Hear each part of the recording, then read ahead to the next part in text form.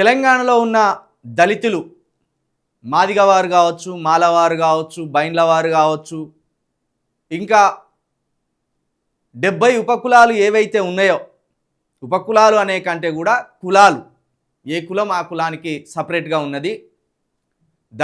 దళితుల్లోని కులాలన్నీ కలిపి ఒక ఆలోచన చేయాలి. మొన్నటికి మొన్న కేవలం నెల రోజుల వ్యవధిలోనే కర్లా రాజేష్ లాకప్ డెత్. అది ఇంకా మర్చిపోకముందే Karla Rajesh lockup death CI వేసిండా, ఎస్ఐ వేసిండా, దానికి సంబంధించిన ముద్దాయిలు ఎవరు, నిందితులు ఎవరు అని ఒకవైపు మందకృష్ణ మాదిగ గారు కావచ్చు, విశారదన్ మహారాజ్ గారు కావచ్చు, ఎప్పటికప్పుడు ఆ ఎస్ఐని సిఐని ఖచ్చితంగా జీవిత ఖైదు శిక్ష వేయాలి వాళ్ళకు అని ఓవైపు పోరాడుతూనే ఉన్నారు. మందకృష్ణ గారు అయితే ఏకంగా రహదారులు దిగ్బంధం చేయడం, పోలీస్ స్టేషన్ల కాడికి పోవడం, లేకపోతే కర్లా రాజేష్ మృతదేహాన్ని 2 రోజుల పాటు ఆ ఇంటి ముందు ఉంచి పోలీసులు వచ్చే వరకు, ప్రభుత్వం స్పందించే వరకు మృతదేహాన్ని తీసేది లేదు అని పట్టుబట్టి ఒక రాత్రి అంతా ఆ చలిలో కూడా అక్కడ న్యాయం కోసం నిరాహార దీక్ష చేసిన దృశ్యం మనం చూసినాం. కర్లా రాజేష్కి ఇప్పటి వరకు న్యాయం జరగలే. ఒక నెపంతో, ఒక నిందతోటి కర్లా రాజేష్ని అదుపులోకి తీసుకొని పోలీసులు భయంకరంగా హింసించి హత్య చేసిండ్లు అనేది విశారదన్ గారి వాదన. అదే నిజం కూడా. దానికి సంబంధించి నిజాలు నిగ్గు తేల్చాలన్నారు. అదే కర్ల రాజేష్ ఇంటికి మందకృష్ణ గారు కూడా వెళ్ళిండ్లు, మందకృష్ణ గారు కూడా మాట్లాడిండ్లు, న్యాయం కావాలని కోరుతూనే ఉన్నారు.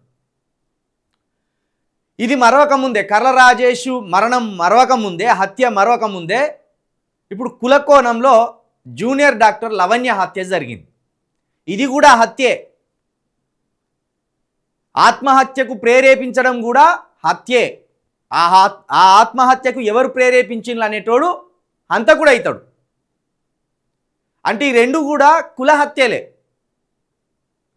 మీరు ఒకసారి గమనించండి, ఈ లాకప్ డెత్తులన్నీ కూడా దళిత కులాల మీదనే జరుగుతాయి. మాల మాదిగలు ఆ కింద ఉన్న కులాలు, ఈ కులాల్లోనే మరి లాకప్ డెత్తులు ఎందుకు జరుగుతున్నాయి? గత ప్రభుత్వంలో కూడా లాకప్ డెత్తులు జరిగినాయి. గత ప్రభుత్వంలో లాకప్ డెత్తులు జరిగినాయి, అదే దళితుల మీద ఈ ప్రభుత్వంలో కూడా లాకప్ డెత్తులు జరుగుతున్నాయి. లాకప్ డెత్తులతో పాటు ప్రేమించుకున్నవారు ప్రేమించుకున్నంతకాలం బాగానే ఉంటున్నారు, కానీ పెళ్లికాడికి వచ్చే వరకు మాత్రం కులం అంటున్నారు.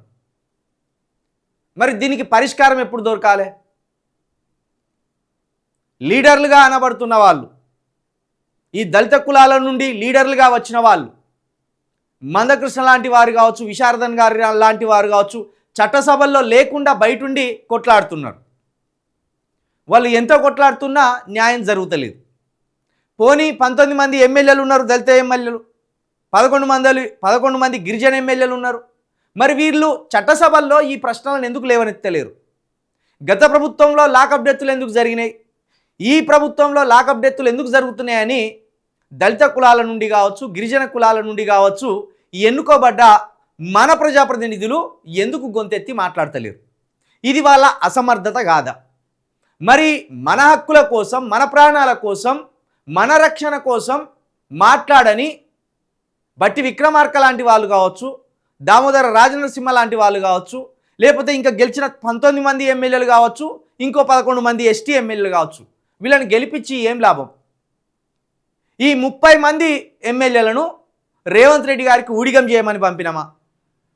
ఈ 30 మంది ఎమ్మెల్యేలను కాంగ్రెస్కు ఊడిగం చేయమని పంపినామా? ఈ 30 మంది ఎమ్మెల్యేలను అధిష్టానం అని చెప్పబడే ఢిల్లీలో ఉన్న కాంగ్రెస్ పార్టీ కార్యాలయానికి గుమస్తలుగా ఉండమని పంపినామా? దేనికి పంపినాం వీళ్ళను? మన రక్షణ కోసం మాట్లాడమని కాదా? మన హక్కుల కోసం మాట్లాడమని కాదా? మన మీద జరిగే దాడులను అడ్డుకోండి మాట్లాడడానికి కాదా? దానికి ఇంకే ఎంత కఠినతరమైన చట్టాలు చేయాలని చట్టసభల్లో నిలబడి మాట్లాడమని పంపలేదా? కాబట్టి దళిత కులాలు ఖచ్చితంగా దీని మీద ఆలోచించాలి. గిరిజన కులాలు దీని మీద ఆలోచించాలి. బడుగు బలహీన వర్గాల కులాలు కూడా దీని మీద ఆలోచించాలి. కులకోణంలో హత్యలు జరగడం, కులకోణంలో లాకప్ డెత్తులు జరగడం మానాలంటే ఖచ్చితంగా ఈ దళిత కులాల కోసం, ఎస్టీ కులాల కోసం, బీసీ కులాల కోసం అసెంబ్లీలో మాట్లాడే వాళ్ళు కావాలి. రోడ్ల మీద ధర్నాలు చేస్తున్నాం, అప్పటికప్పుడు అది ఏదో ఉపశమనం లెక్క నిందితుడిని తీసుకుపోయి అరెస్ట్ చేసి వాడిని జైల్లో కూర్చోబెడతారు. అది కాదు, కర్లా రాజేష్ను ఎవరైతే హత్య చేసిందో ఆ సిఐ కావచ్చు, ఎస్ఐ కావచ్చు, వాళ్ళిద్దరికీ లైఫ్ టైం జైలు శిక్ష పడాలి. జూనియర్ లవణ్య ఆత్మహత్యకు ప్రేరేపించిన నిందితుడెవడో, ముద్దా ఎవడో, వానికి కూడా లైఫ్ టైం జైలు శిక్ష పడాలి. అట్లా ఒకటి రెండు జరిగితే తప్పించి ఈ కులకోణంలో హత్యలు ఆగవు. కాబట్టి దీన్ని ఖచ్చితంగా ఒక ఉద్యమం లాగా ఈ దళిత యువకులు కావచ్చు, దళిత లీడర్లు కావచ్చు, ఎస్టీ లీడర్లు కావచ్చు, ఎస్టీ యువకులు కావచ్చు, బీసీ యువకులు కావచ్చు, దీన్ని ముందుకు తీసుకుపోవాల్సిన అవకాశం ఉన్నది. చట్టసభల్లో మన గొంతు వినిపించకపోతే రోడ్ల మీద ఎంత వినిపించినా దానికి చట్టబద్ధత రాదు. దీన్ని అర్థం చేసుకొని కేవలం నెల రోజుల వ్యవధిలోనే ఇద్దరు మాదిగ వారిని అత్యంత కిరాతకంగా, క్రూరంగా చంపిన్లంటే వీళ్ళకి న్యాయం ఎక్కడ దొరకాలో మీరు అర్థం చేసుకోండి. ఎందుకంటే ఈ రెండు కుటుంబాలు కదా కూడా సమాజంలో ఆర్థికంగా ఇన్ఫ్లుయెన్స్ చేసే స్థాయిలో లేవు. కాబట్టి వాళ్ళు చనిపోతే కుక్క చనిపోయినట్టు, వాళ్ళు చనిపోతే ఒక జంతువు చనిపోయినట్టు అని ఈ రేవంత్ రెడ్డి గారు కావచ్చు, కాంగ్రెస్ ప్రభుత్వం కావచ్చు భావిస్తున్నది. రేవంత్ రెడ్డి గారి ఉలిక్కిపాటు రావాలంటే ఖచ్చితంగా దళిత ఓట్లన్నీ దళితులకే వేసుకునే రోజు రావాలి, ఎస్టీల ఓట్లని ఎస్టీలే వేసుకునే రోజు రావాలి, బీసీల ఓట్లని బీసీలకే వేసుకునే రోజు రావాలి. ఆ చైతన్యం వచ్చిన రోజు మాత్రమే బీసీల మీద జరిగే దాడులు కావచ్చు, దళితుల మీద జరిగే దాడులు కావచ్చు, ఎస్టీల మీద జరిగే దాడులు కావచ్చు ఖచ్చితంగా తగ్గుతాయి అనేది మేము చెప్పదలుచుకున్నాం.